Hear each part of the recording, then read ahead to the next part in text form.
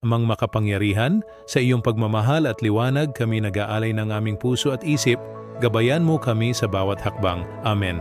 Panginoon, sa gitna ng ingay at kaguluhan ng mundo, lumalapit kami sa iyo ng may buong pagpapakumbaba.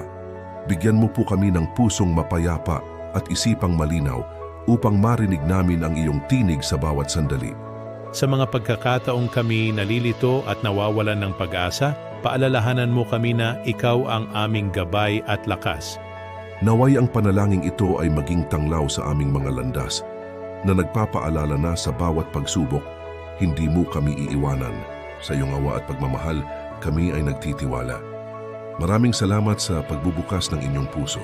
Kung ang panalangin ito ay nakaantig sa inyo, mangyaring i-like at i-share ito sa iba na maaring nangangailangan din ng kaunting pag-asa.